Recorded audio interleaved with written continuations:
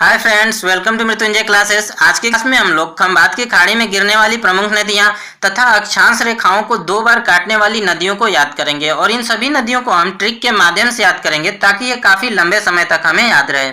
तो आइए शुरू करते हैं आज की क्लास को। सबसे पहले हम देखते हैं खंभात की खाड़ी में गिरने वाली नदियों को। तो इसके लिए हमारी ट्रिक क्या है? खंभात की खाड़ी मस्तानी है। कैसी है खंभात की खाड़ी? मस्तानी है। मस्तानी शब्द को आपको याद रखना है और म से हम रिलेट करेंगे माही नदी को, स से रिलेट करेंगे साबरमती नदी को और ता से रिलेट करेंगे ताप्ती नदी को और नी से रिलेट करेंगे नर्मदा नदी को। ठीक है, अब यहाँ से और क्या क्या पूछा जा सकता है, आइए उसे भी देखते हैं। कभी कभी पूछा जाता है कि खंभात की खाड़ी कहाँ पे स्थित है। तो खंभात की खाड़ी जो है ये भारत के पश्चिम में गुजरात और मुंबई के बीच में स्थित है। ठीक है, और कभी कभी यहाँ से यह भी पूछा जाता है कि माही, साबरमती, ताप्ती तथा नर्मदा नदियां जो होती हैं ये किस तरफ बहती हैं, अर्थात इनका प्रवाह किस दिशा में है। तो अभी मैंने आपको बताया कि खंभात की खाड़ी जो है ये भारत के पश्चिम में है, अर्थात ये चारों की चारों जो नदियां हैं ये भारत के पश्चिम में जाकर के गिरती हैं। पश्चिम में गिरती हैं मतलब पूरब से पश्चिम की तरफ इनका प्रवाह है। आप बिल्कुल आसानी से यहाँ से समझ सकते हैं।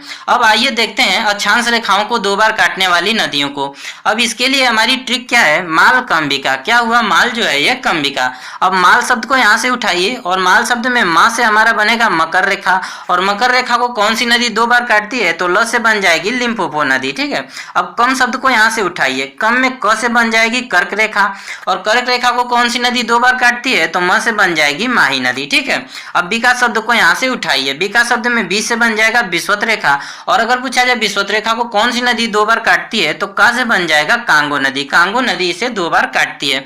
अब यहाँ से आपको यह भी ध्यान रखना है कि ये जो विश्वत रेखा है इसे 0 डिग्री अक्षांश भी कहा जाता है और इसी रेखा को भूमध्य रेखा भी कहा जाता है। तो अगर एग्जाम में कहीं 0 डिग्री अक्षांश पूछ लिया जाए या भूमध्य रेखा पूछ लिया जाए तो आपको बिल्कुल कंफ्यूज नहीं होना है। कांगो नदी भूमध्य रेखा या विश्वत रेखा या 0 डिग्री अक्षांश को 2 बार काटती है। आशा करता हूँ सभी की सभी नदियां आपको बिल्कुल आसानी से याद हो गई होंगी। अगर वीडियो अच्छी लगी हो तो वीडियो को लाइक कर दीजिए, चैनल पर नए हैं तो चैनल को सब्सक्राइब कर दीजिए क्योंकि इसी प्रकार की ट्रिकी वीडियो हम हमेशा आप सभी के लिए लाते रहते हैं। Thank you so much. जय हिंद दोस्तों।